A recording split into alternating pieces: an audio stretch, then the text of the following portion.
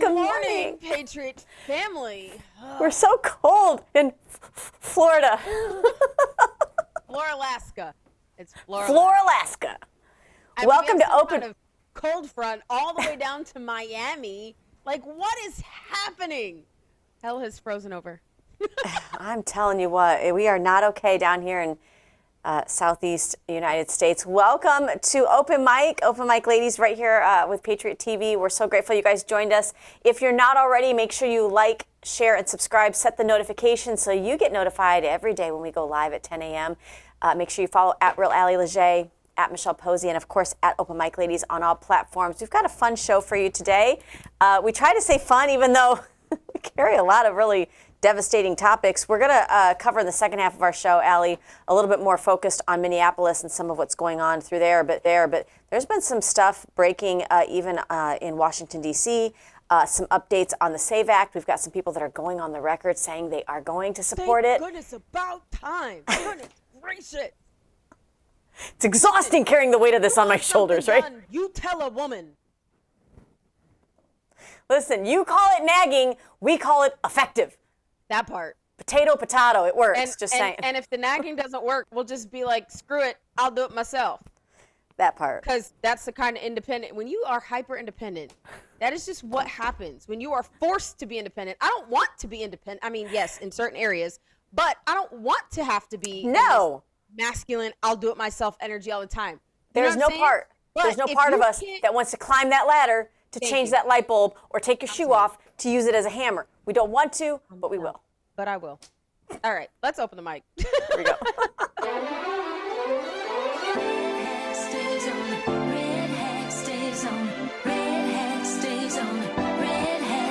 Taking back our freedom, back to where we started. We're wearing our red hat tonight. It takes more than just a feeling. Oh, better be believing, and America's gonna be home. What do you do when they try to cancel you?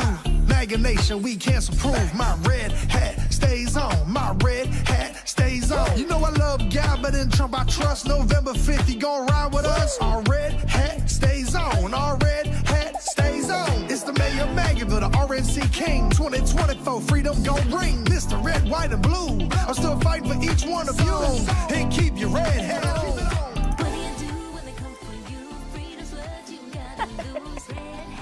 All things, right? Absolutely. Welcome to Open Mic, guys. We are grateful that you joined us. Make sure that you comment. As Allie says, it's better to slide into the comment section than the DMs. Yeah, you get ignored, like hyper ignored.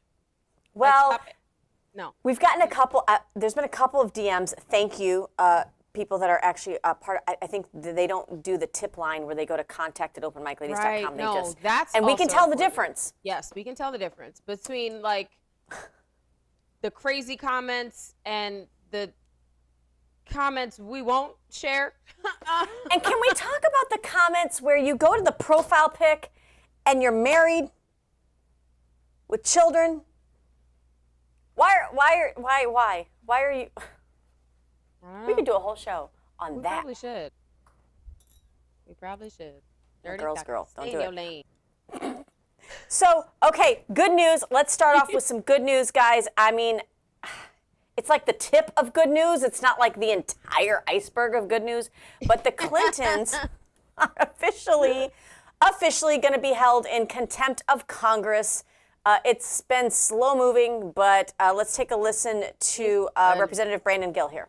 I think that every Republican recognizes that what we issued with the Clintons was a lawful subpoena order to bring the Clintons in, to depose them, and you don't get to determine whether you want to accept a subpoena from Congress or not. You are ordered to accept that subpoena.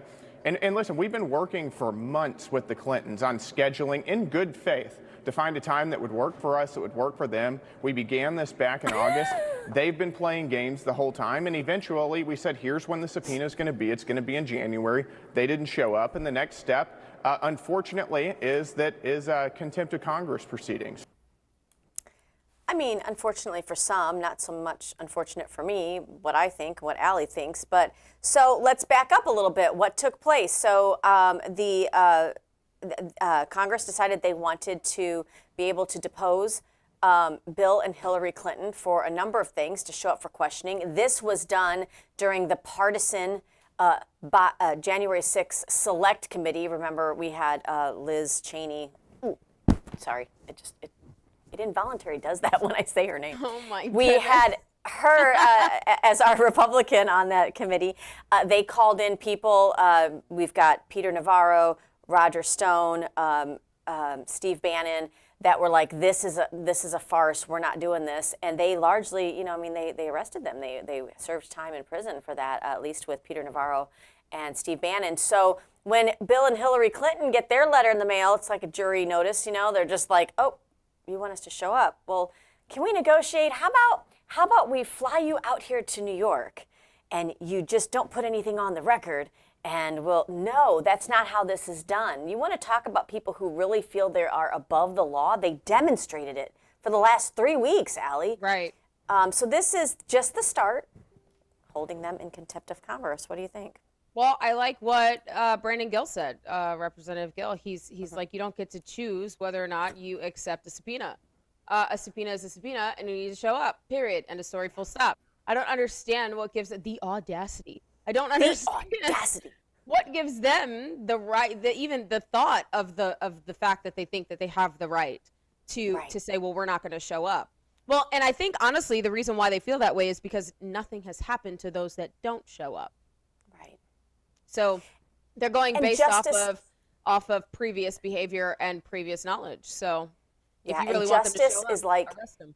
Is like the government. It does move slow, and I think it's designed to do that for a reason, right? Because we don't want people falsely accused. We love that, due process that legal U.S. citizens in the United States, and as much as I hate to say it, Bill and Hillary are. So, they are deserved that due process, but they can't ignore it. And so in my mind, I was like, what is the next step? Like, what happens when you're in contempt of Congress? And then largely what's supposed to happen is that there will be potentially a criminal referral. And it looks like the Speaker of the House, Mike Johnson, which we're waiting on some things from you, Mr. Johnson, so I don't know, or the President of the Senate, either one of them could refer it to a U.S. attorney. There could be a grand jury that assembles, which we're familiar with the Crossfire Hurricane grand jury that's assembled. And there can be prosecutions and fines. You could face up to 1 to 12 months in prison, which obviously is what I'm referring to when those in Trump's administration largely gave the middle finger to the J6 Select Committee. I don't know. I don't know if that happens in this decade or. Yeah. Right. But we talked about this when Hunter decided not to show up for his deposition. Yeah. And so this isn't new. The Speaker of the House and the Senate leadership can put forth this to Sergeant of Arms or to the Attorney General. Will they do it is the question. It's not if they can, it's will they. It's will they. Right? It's not do they have the ability? Yes, they have the ability. It's within their toolkit, as Anna Paulina Luna likes to say, but will they wield it? Yeah. I don't know. We haven't seen it before. We've seen quite the opposite between the two of them. So I don't know. When you have to apply our political pressure the way we have when it comes to passing common sense national security policy through both the House and the Senate, do you really think that they're going to wield their political power that we have given them to use in this case when they wouldn't use it in other ones? I don't know. Yeah. It'll be interesting. And I think I had this discussion with somebody this morning about some of the frustration that we sometimes see in this slow-moving arm of justice. But I'm reminded, as I need to be sometimes, that once Trump is out of office, let's say in 4 or 6 years things don't go our way and we end up with like somebody really radical back in the White House, you don't think they're going to use this same playbook? Because really, so you've got Bill Clinton, former president, you've got Hillary Clinton, former Secretary of State. Do I think for a second that the left wouldn't love to create some narrative where potentially Trump and Marco Rubio are called in? And so you do want to see this play out in a just way so that you, but it just moves so slow. They've done it before. They and this is what makes them so. This is what makes them This is Yes.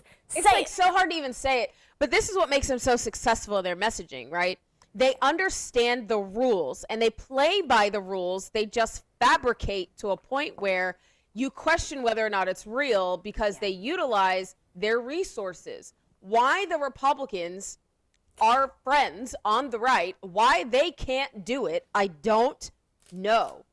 And it's like fear. It's like they're fearful of retaliation or fearful of going through the courts. Okay, like we were talking about as we were walking down the streets of Tallahassee after we were leaving a committee meeting. Yes, okay, fine. We're going to stand 10 toes down on this, and if it goes to court, then it goes to court. If it passes, then it sets precedent, period. Yep. That's the point of it all. So be bold and Right. let them challenge in the courts. I don't understand why we're tiptoeing. If we have the ability to do it and it's well within our constitutional parameters, why can we not utilize everything at our fingertips to force a situation that is justified?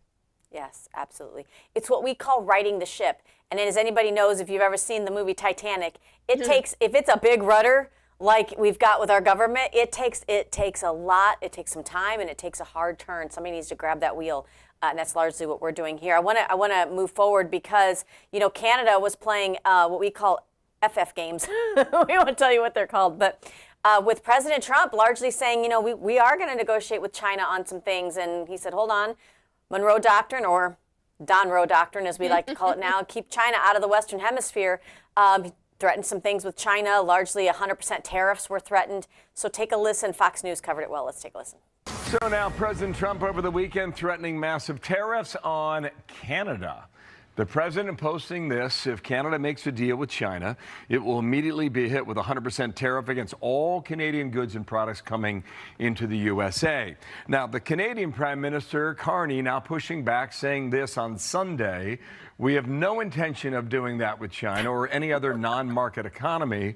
What we have done with China is to rectify some issues that developed in the last couple of years. So where does this stand? Well, it stands where Daddy said no. Right. Exactly. It sounds like President Trump spoke and you listened. That's what it sounds like. Because no country wants 100% tariffs. I mean, think about what happened to China. China thought they wanted it, and then it ended up being like 500% tariffs, and China was like, okay, never mind.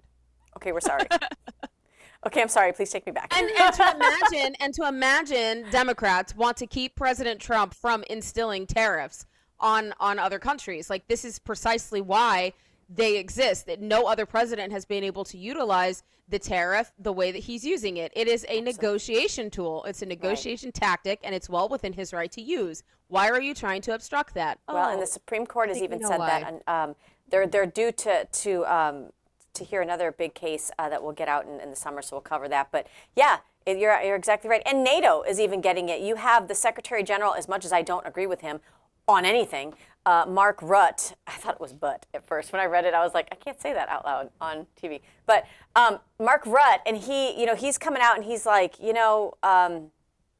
if you think we can do this, the European Union, without the United States, you're wrong. And I'm like, the first thing I ever agreed with him on. Take a listen. So when President Trump is doing good stuff, I will praise him. And I don't mind him publishing text messages. And if anyone thinks here, again, that the European Union or Europe as a whole can defend itself without the US, keep on dreaming. You can't. We can't. We need each other. And why do we need each other? I tell you. First of all, because also the US needs NATO. And the US is not only in NATO to prevent a mistake after the First World War, not to re-engage with Europe. And then again, the long arm of history reaching out to the US again in the Second World War, as Churchill famously said in his speech in 1941 in the US Congress. They are also in NATO because for the US to stay safe, and by the way, Arctic region is evidence here, they need a secure Arctic, they need a secure Euro-Atlantic, and they also need a secure Europe. So the US has every interest in NATO as much as Canada and the European NATO allies. But for Europe, if you really want to go it alone, and those of you who are planning for that, forget that you can ever get there with 5%. It will be 10%. You have to build up your own nuclear capability. That costs billions and billions of euros. You will lose then, in that scenario, you would lose the ultimate guarantor of our freedom, which is the US nuclear umbrella. Good luck. Look, they get White it. flag He gets is waving. it, and exactly white flag, and he's letting everybody else know. Like, I don't know what planet you think you're on, but if there's no American assistance, none of us benefit. And here's the thing, Allie, nothing has changed. It's always been like that.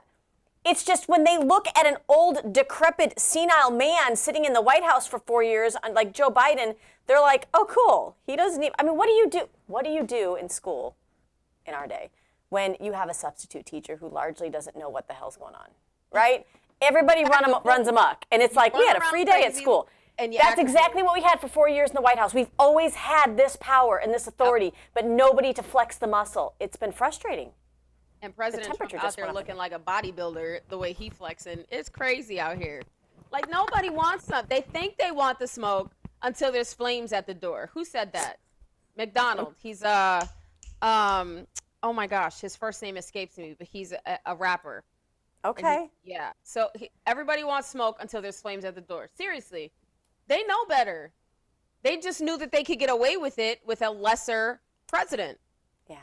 Someone that isn't strong, someone that doesn't have a backbone, someone that doesn't have principles and morals and doesn't govern in sovereignty and governs, oppressively. That's not who we currently have.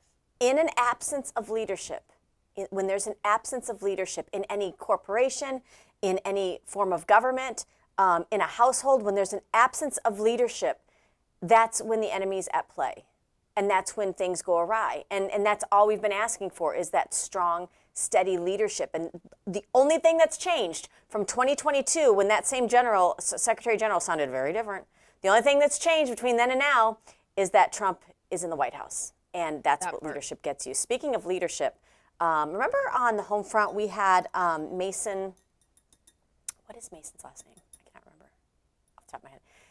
But he was a former Black Panther, and he would sit with us at the table and discuss with us really some of the benefits of what the Black Panther Party movement did coming up through the 60s and 70s. And really like from its truth. Right, and it was not what we were taught and what we were told, right? Well, so there was a new group, they call themselves the New Black Panther Party. They got started, they kind of did some things, and then the head of the Black Panther Party movement said, you can't use our name. So I want you to take a listen to what they have to say. Allie, we'll debate it here. Let's take a listen. Mason Weaver. Mason Weaver. All power to the people. As everyone knows, I'm Paul Birdsong. I got a message from Aaron Dixon today saying that he no longer supports us. That after he gave me orders to make a video saying that him and other members were coming, that he withdrew his support. And that he said that this situation is unimportant to him, even though my comrades have risked their lives and spent thousands of hours of their time and dollars in life standing behind a cause. He said he's going to make a statement saying no one has the right to call himself a Black Panther going forward. I told him to make sure that he put in that statement that he did in fact give us the right to call ourselves that, because I still have the messages where he did, just in case he doesn't. And I put in there also, make sure that you put in there that Emory Douglas did give us the right to wear that emblem, because I still have the messages where that happened too. Okay. But as it stands, you can bring it back. Because of that, because of me and my comrades risking our lives and all the heat that you can bring it back, David. So here's my thing. Okay. Yes, previously you can use the name. Yes, previously you can use the emblem. Yes, previously we take you under our wing and you can operate the way we operate. However, the moment you step out of bounds and the moment you decide to operate outside of the lane that we have built for you, that's the moment where we have every right to strip your title and strip our emblem and take back what we are from the radicals. And that's exactly what Black Panthers are doing. So no, moving forward, you are not allowed. If you want to know what they were doing, it was their support for illegal immigrants. And what have we heard time and time from inner cities, especially when you get outside of the mainstream media narrative and you get in there and actually report on it? The communities inside the inner cities, especially your Latino communities and your Black communities, are largely saying, wait a minute, all the resources, and I'm saying, there's every ethnicity inside your urban cities. When you take resources that are meant for us and you use them for illegals, it hurts American families. It has hurt black, brown, white, yellow. It has hurt all the families here in the United States that need that assistance that it was established for. So when you have somebody under the Black Panther Party movement coming out and actually supporting illegal immigration, which is largely hurting our urban cities, our urban communities, that goes against what the Black Panther movement wanted to do in the beginning. So now you're no longer abiding by their mission statement. Yep. Like, maybe read the damn thing first. No, for sure. Like 100%. And that's honestly with any brand, with any branding. If you come along our branding, you're going to use our branding and our imaging, you have to abide by our mission statement. If you don't abide by our mission statement, we have every single right to strip it from you. Period. End of story. Full stop. Absolutely. Absolutely. Well, that moves on to, I want to pivot a little bit to Virginia, because what did we see recently take place in their gubernatorial race? Their wonderful Lieutenant Governor Winsome Sears I thought was going to be a shoo-in, but it ended up Virginia turned red. They turned red in the governor's house, and that's the leadership of the state. So now you look at Virginia Democrats. Take a look at this headline that Assistant Attorney General Harmeet Dillon posted. Virginia Democrats just moved to make any possession of 10-plus round gun magazines a misdemeanor in Virginia. There's no grandfathering this in. She says millions of Virginians own standard 30-round magazines. So now if you own those 30-round magazines, what are you going to do? Throw them out so that they can get in the hands of those that were going to obtain it illegal? This is the thing about this stupid gun legislation. You guys, people out there that don't follow laws don't care how much you tighten the laws. You're hurting legal gun owners. Right. And look what's going on in the streets of Minneapolis. Would you largely not like to be able to defend yourself? That's why y'all are moving to Florida. Mm-hmm. It's a violation of Supreme Court precedents, by the way. That's exactly what Harmeet Dillon said. And she's like, this will not stand. We're not having it. Shall not be infringed. Period. In any way. I don't care if it's limited, if it's magazine limits, if it's anything. It shall not be infringed. I mean, if a woman can use her vehicle as a weapon, what are we going to do? Ban assault cars? Are we going to shrink how much gas you can put in the gas tank? We're going to shrink the gas tanks because these assault vehicles they're too dangerous. They shouldn't be on the street and in the hands of regular Americans. It's not the weapon of choice that matters. It's the intent. That's what our law is based on. Intent, being able to prove intent. That's why you assign the penalty based on the intent. But this is interesting, Allie, because I sat down when I was a candidate in 2024 with a local media person, and they tried to drill me on the Second Amendment. And they said, no, the Second Amendment's actually referring to militia. When they talk about shall not be infringed, your right to bear arms, militia. I said, okay, who is the militia? Who was the militia when those laws were written? Mm-hmm. You and I. Yeah. We didn't have a Continental Army at one time. It was you and I. It was the people writing the Constitution and their families and their doctors and their lawyers and their next door neighbor and the farmer. They became the militia. You and I are, by right, that same militia if we choose. We choose not to because we're a nation of laws. We've got law enforcement. We've got military. But militia meant you and I. It didn't mean military. And again, Cain killed Abel with a rock. Right?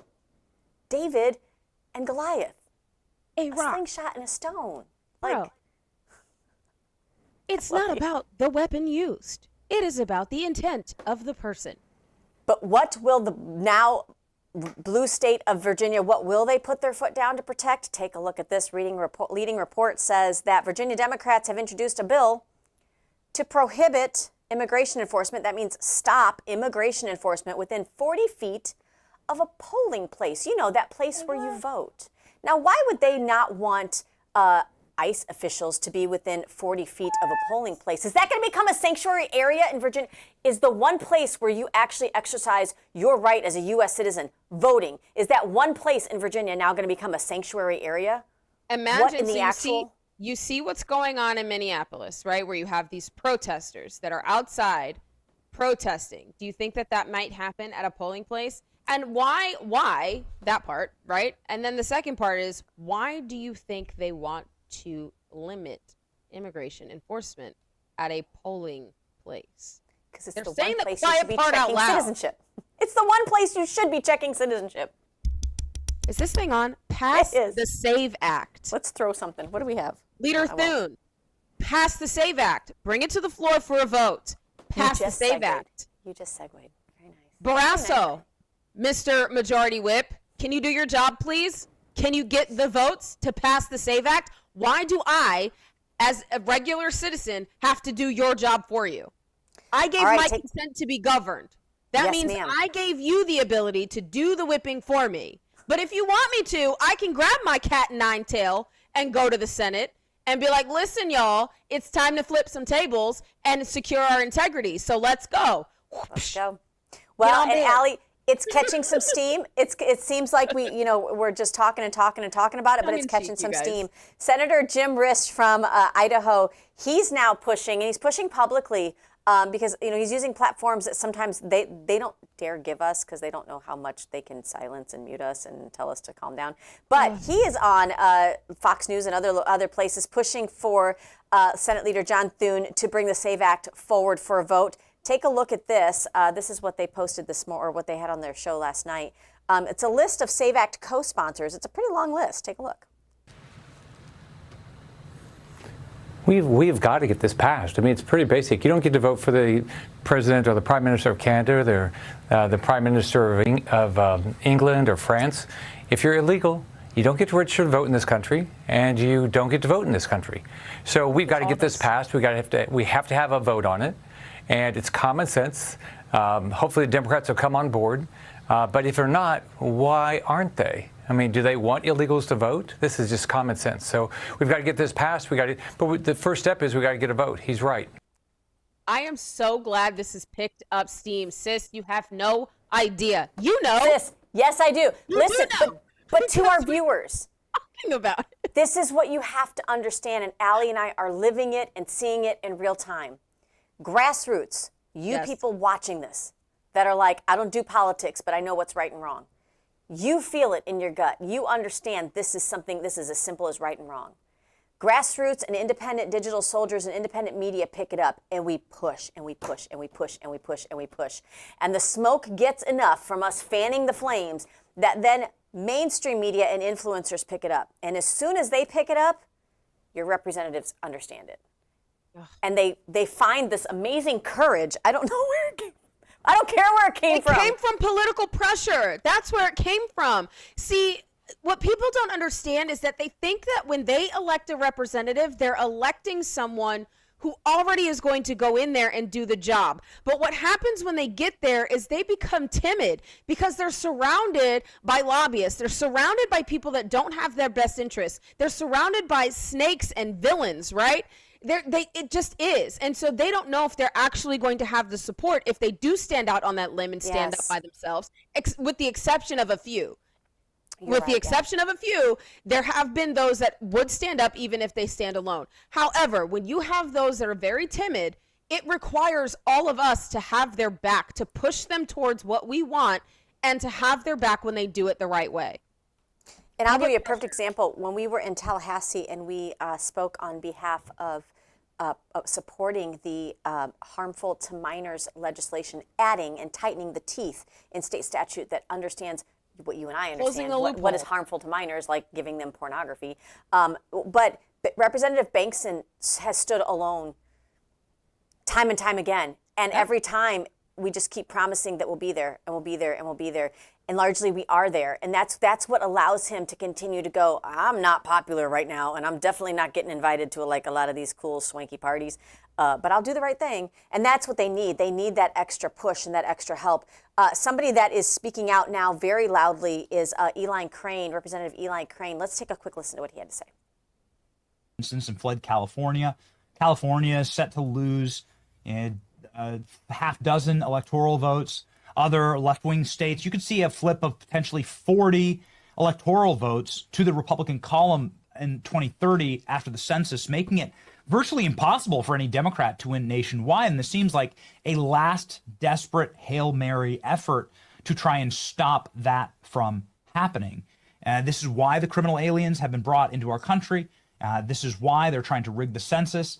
This is why I think we need to pass the SAVE Act, and we have to pass the SAVE Act in order to prevent this forever into the future. Are you in favor of perhaps shutting down the House, like Anna Paulina Luna says, to keep the SAVE Act legislation alive and to force the Senate to act on that, perhaps getting rid of the filibuster? 100%.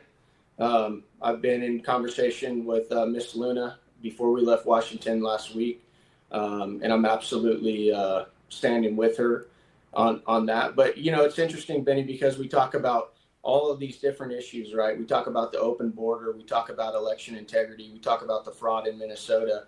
And I think, you know, it's important for the audience to remember that the issue is never the issue. The issue is always revolution, right? That's what these people want. They want to fundamentally remake and tear down the institutions and the culture of this country and, you know, revive it with some form of communism, socialism, etc. And so we have to keep fighting it every single turn, and capitulating to these folks. It will not work out well for you and I. It will not work out for our kids. Yeah, you can't. Right. They smell blood in the water. You largely cannot capitulate to them at all, and that's what they want. They want to try. And I've tried to talk to people locally here about things. You want to come across as the nice guy, the one that's making peace, that's holding both hands of both sides of the aisle, singing "Kumbaya." That's not what we're up against. We're up against Marxist, socialist, communist. They do not stop until they've torn down and completely rebuilt, and that's largely not going to happen here. So glad to see he's on board. Well, of course he is. I mean, it passed the House like months ago. Passed the House last year, like the middle of last year. This is April of last year. But he's on board with Luna's call to Yes. you know, make sure that they cannot water down the language, and I think Yep, that's 100% by utilizing the tools within their toolkit constitutionally. Yes, Well, 100%. I'm so glad that he is behind her. I'm pretty sure I can name everybody that she's been talking to. Well, and if you need further proof of why this is so important, we have a big midterm coming up in 2026, right? In November, the primaries in August here in Florida. But guys, if we lose seats in the House or Senate and they cripple Donald Trump to be able to do anything, they're going to impeach him, and you are going to get Democrat policy after Democrat policy from the federal level shoved down your throat, no matter what red state you live in. Here's proof. Listen to Marco Rubio. No, they would also take over our election system. They pretty much said they want to do that. Val Deming says she also wants the federal government to potentially take over our property insurance, which is, you can just imagine. Maybe that's what the 87,000 IRS agents will do, is run the insurance company. But I mean, the list goes on of the parade of horribles of things they would do.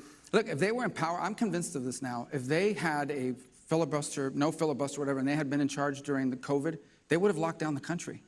They would have done to the country what they did to New York, what they did to California, what they did to Illinois. That's what they would have done. In fact, Val Demings has said as much, and I think both Demings and Christ are on record as late as I think last summer asking for another shutdown in this state. They would have spent $4-something trillion. They tried to, and even in their infrastructure bill, they brag about only a quarter of that money went to infrastructure. The rest of it went to take on very serious problems like, you know, racist roads and discriminatory trees and whatever else they can think of. And so, look, I'm sorry. I hate to say this about my fellow Americans. These people are out of their minds, and they cannot be allowed to be near power. You know, I agree with him, and he would know. He's a Cuban American. Of course he would know. Yes, he's got a great story. His family's got a great story. You want to talk about the American dream? Goodness, you know, the way he's not wrong. He's not wrong in any form. He's not wrong. No. Absolutely.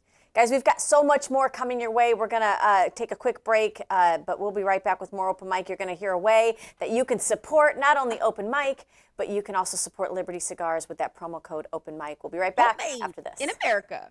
From the heart of Marietta, Georgia, comes a tribute to the spirit of liberty. Liberty Cigars, where history meets craftsmanship. Each cigar tells a story. The Founders Collection honors the visionaries who shaped a nation. The President's House Collection celebrates the leaders who steered it. And the Naval Series salutes the heroes who defended it. Handcrafted with precision, each blend mirrors the essence of its namesake. From the boldness of George Washington to the elegance of Thomas Jefferson. Indulge in a moment of reflection. Light a Liberty cigar and savor the legacy. Discover your story at libertycigars.com, because every great nation deserves a great cigar. Liberty Cigars, smoke the history. And don't forget to use promo code OpenMic for 10% off your order.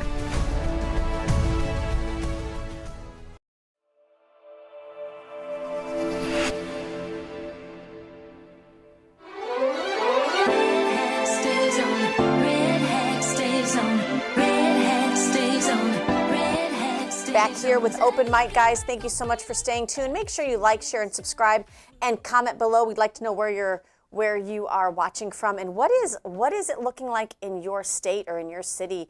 Are you seeing any of the amped up law enforcement presence, especially with ICE, or do you not? Are you fortunate you don't live in a sanctuary state? And is there any legislation that you need amplified? You need help amplifying in your state. Yes. We can help you. Like, we can have you on our show so that you can amplify that information. If you are grassroots and you need help getting that information out, and you need the legislation broken down so that your grassroots counterparts can understand it and then activate, let us know how we can help you, because clearly we're doing it on a national level. We're already doing it on a Florida level. I mean, I've done it with my other organizations on a national level as well in every other state when we were pushing the Parental Bill of Rights. Example was Florida.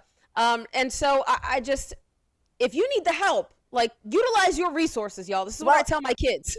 and let's be honest too. If you are a candidate who's running for office, this is part of what we do and why we do it as well. Because being a grassroots candidate, you start to learn what you're going to need help with. What are the systems that you need in place in order to help you? And we've largely been a part of creating that infrastructure as well. So reach out to us, contact@openmicladies.com. Also encourage you to get in touch with our calls to actions, being updated actually this week because we've got a ton.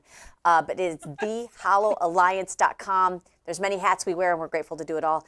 Press Secretary Caroline Leavitt, new expectant mother, Caroline Leavitt, she had to come out in defense of the commander, Greg Bovino. We showed the clip here last week of him really hitting the ground in Minneapolis and pushing those protesters back, giving a few warnings before he drops tear gas. I mean, listen, guys, I don't know what you're thinking you're going to do by interrupting law enforcement, but there was a rumor that he had been stripped of his command, and that he was, and then it's hard to get a true answer of what exactly happened. Here's Caroline Leavitt setting the record straight, though.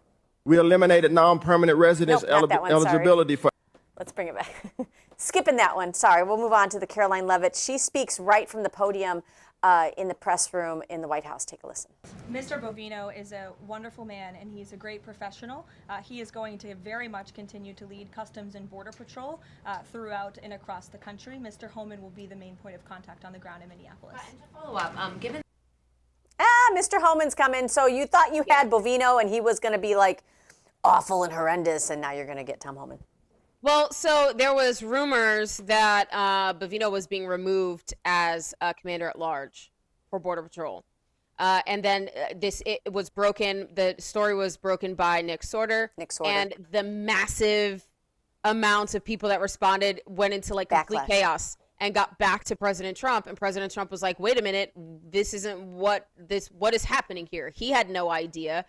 Secretary Noem had no idea. And this is coming from posts that Nick Sorter has made public, stating such. And whoever was involved in this saying that he was going to be removed as commander at large will definitely have a bad week. So I'm probably sure to jump off the limb and say that he or she will be fired, because you don't kneecap the president.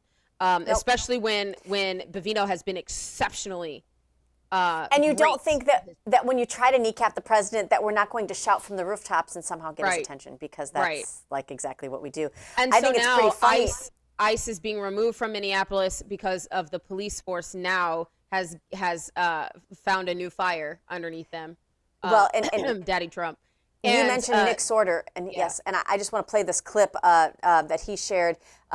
He was breaking the news that Border Czar Tom Homan is officially en route to now be the point man for ICE. Take a listen. By federal officers. Now, President Trump has deployed Border Czar Tom Homan on his way to Minnesota right now. And the president made clear in his statement on Truth Social that Homan will report directly to. Yeah, I want to just say one thing about the way Fox News reported this, and this is why I pulled it back when I did. They reported it and went on to say and cover, Tim Walz put out a statement, Tampon Tim, governor of Minnesota, put out a statement saying that Trump may be thinking about walking back the number of ICE agents in this. See, I won't even go that far. Did you see a statement come out from Tim Walz? Has he issued an official statement? Because Ask Canada what happens when you come out with an official statement saying you're playing FF games with the President of the United States. It's not going to end well. So I'm not going to be the place that regurgitates that information. And I'm just like, when Fox said that, I was like, listen, stop giving them the narrative on your show. Like, that's not, he didn't put out a statement. If he doesn't put out a statement, I don't believe it.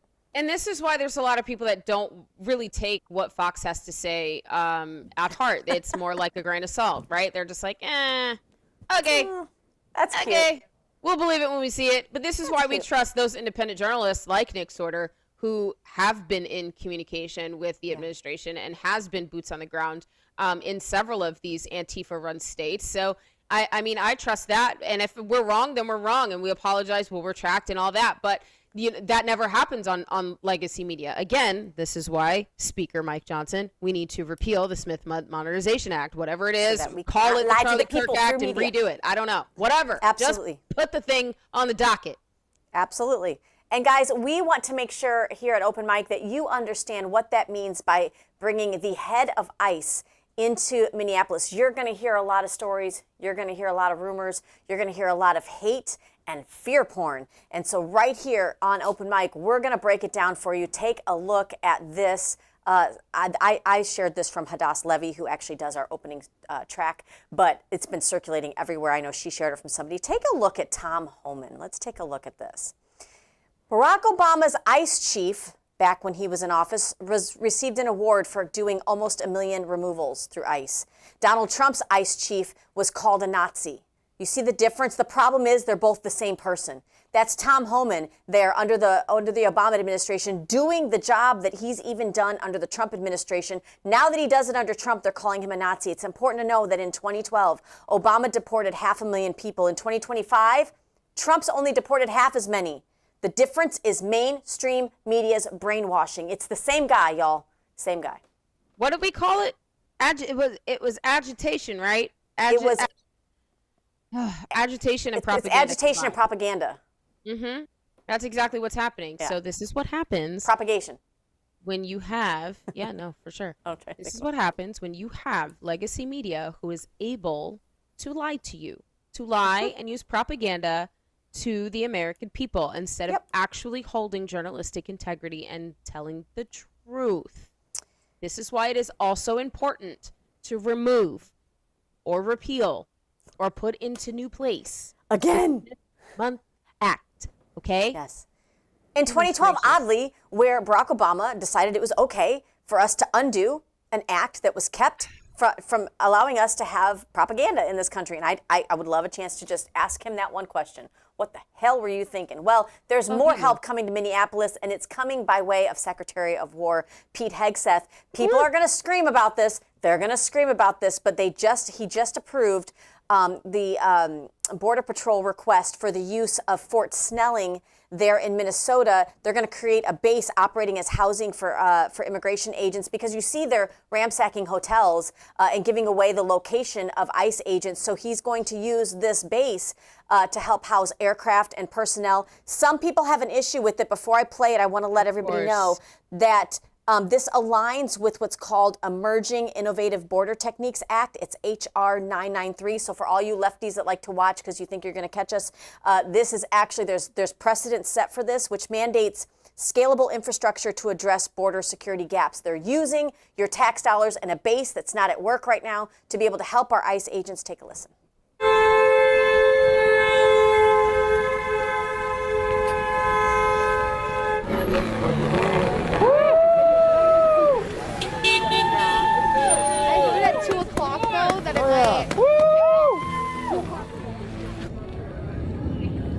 Bring it back, David, yeah. Can't tell if those are people that like it or people that don't, but it doesn't matter because it's not about feelings. It's about facts. It's about the fact that we can use our resources federally to help our federal agents. Pretty cool. But you know what's really interesting is that I don't know if we're going to get to, we might, I don't know, but there's Minneapolis, their police force decided to join ICE and kind of went after some of the protesters that were outside of the hotel that they I guess, suspected that Bovino is staying in or that these ICE agents were in, and they were literally the ICE agents are on like the top floor standing out of a window, and they're drinking beer and like toasting as like the rioters are getting handcuffed and like being manhandled. I saw that. One of them even mooned the entire like audience downstairs. It was like, I am sitting here like, we are governed by a bunch of frat boys. It's great. I love it's exciting. Well, and largely, I know there's a couple of. They don't care. They're just like, whatever. We're just doing our job. There's a couple of assets we're gonna skip in the tech booth there, just for the sake of time. But I do want to make sure we hit on it. That Minnesota is getting help by way of state and local police, and obviously the use of the National Guard. Although we still believe that Trump should federalize that, so they're not under the command necessarily of the governor. But ICE agents also, this was posted, we'll just skip over it real quickly, but Attorney General Pam Bondi is quick to point out that there is already a full stay in place for federal law enforcement officers so that they cannot challenge this in the courts like they like to do. But take a look at this other video. This is in Georgia. This is a high school. We saw it happen right here in Florida in parts of our area here in Sarasota County. But this is a walkout, a mass anti-ICE walkout. These are high school students. Take a look.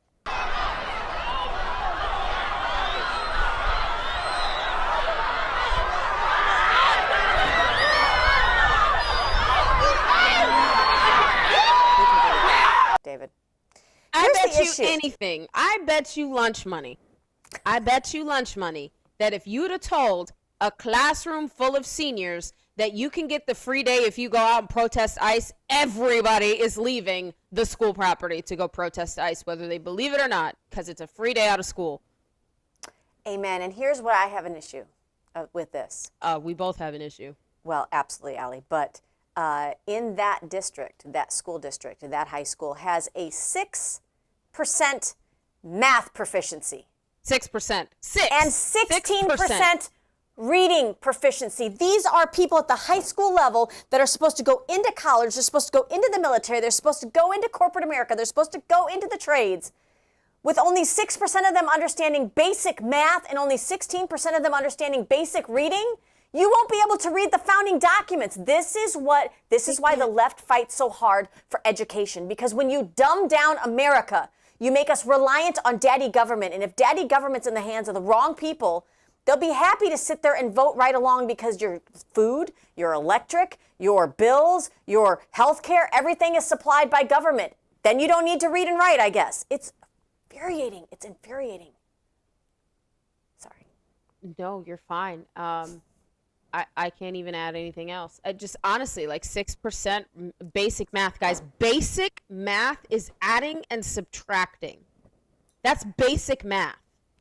Basic reading is like maybe third grade level. See Tom run. I'm not trying to make fun of it, but listen, we took out largely throughout the nation, we took out phonics-based reading programs. Who here remembers Hooked on Phonics worked for me? It was like this program that they sold. My daughter's doing Hooked on Phonics. Okay, because we realized it works. You know what didn't work? Sight-based reading, where you memorized sight words. It doesn't help you sound out. No. We knew that it worked. We peeled it back. We undid it. Now we're stuck with a whole generation of people that we've failed through an education system that they expect you to pay for. And this is what happens when No Child Left Behind. It didn't help improve scores.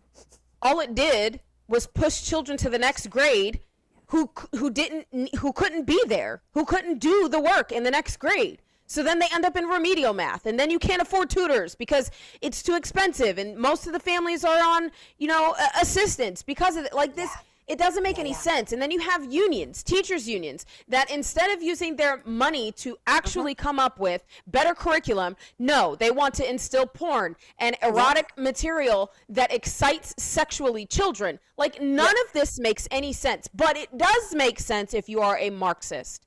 If you are trying to generate a new population that will only, like you said, Michelle, be dependent on government. Because once you're dependent on government, nothing else matters. You become like the low IQ of Somalia. You become the low IQ of those that are in these regime-run countries like Iran. Okay? That's what happens. Your butt belongs in a seat in class. And they need leadership, whether it's the school, whether it's the school district, whether it's the superintendent, to say exactly that, which is why your school board elections are so important. I know we're running short on time. I just want to skip over, but tell you briefly about a few headlines. They are watching Ilhan Omar's intake of money. In 2023, guys, she owned a winery, largely with no working, no business at the address, no winery actually being grown, and no proceeds, and there was no working website. But in 2023, it was valued at $15,000. Guys, buckle up, you small business owners, because in 1 year, it's now valued at a skyrocketing $5 million. I'm sure there's nothing to see there. Literally like Nothing. daycares. Nothing. to see I here know. But what's happening also in Minnesota that you need to understand, we have been saying for a long time, the reason why ICE agents are in Minneapolis is because of the fraud that they have found, and because we've lifted up the tarp, we've seen what's under it, they're scurrying like cockroaches, so we're in there trying to get all of the illegal criminals out of there. But also, we're trying to do an investigation into the fraud that's taken place, been raping the Minnesota taxpayers. There's also an election fraud component. I did not know this until the other day when Wall Street Apes broke this, but apparently the Minneapolis Attorney General, Keith Ellison, who's already under investigation, is saying, look, the federal government wants our election data. And they don't want to give it to them. And I'm like, you know what, Mr. Ellison, you might want to double check, because voter data is public information, which means I don't have to be the federal government. I can FOIA it. I don't even have to FOIA it, Freedom of Information Act. I can go online. You have to, by law, make it accessible to people. But here's him trying to walk it back, and then he finally says the quiet part out loud. Take a listen. Ask you, the judge seemed to focus on a couple of things: Pam Bondi's letter, and also the president's social media post about a day of retribution. She appeared, especially talking about the Pam Bondi letter, she appeared critical. Is that the way you saw it, and do you think those two things are helping your case? Let me just say, I think that the judge is incredibly bright and is focusing on the critical issues. I'm not sure what to conclude or based on her questions, but it appeared to me, and I got the sense that she understood the issues very well. And I'll just say on my own behalf that the Pam Bondi letter kind of reveals what this is all about. This is not about fraud, and it's not even about immigration, and it's certainly not about law enforcement. It's about handing over documents of the state of Minnesota, private information, including voting information, to the federal government. That's what this is about.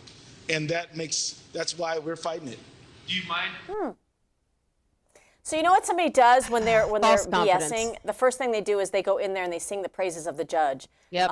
Because this is how they racketeer this stuff. Like, you better get out there and sing my praises. But number two, it is about immigration. It is about fraud. You're tied into it allegedly, Ellison. So we'll let you have your day in court on that. It's about all of it. It's not about one issue. It's about all of the issues. Everything. All encompassing. All of the above. Everything. Are you serious, guys, that you don't think if they would steal Minnesota taxpayer money, that they wouldn't also try to steal an election? Are they just a little bit fraud? A little bit evil? A little bit of breaking the law? When have you ever known that? Yeah. Well, you know what? Well, innocent until proven guilty, unless you're Donald Trump, I guess. But guys, wish I could give you a good note to leave it on. But the good note is it's working, Allie. We stay 10 toes down. It's working. It's working. Keep doing it. We gave our consent to be governed, and it's our republic. How will you keep it? Yes, ma'am. All right, All right, y'all. guys. We'll see y'all tomorrow. That's it for Open Mic, ladies. We'll catch you tomorrow at 10 a.m. Make sure you like, share, and subscribe, and keep your mic open.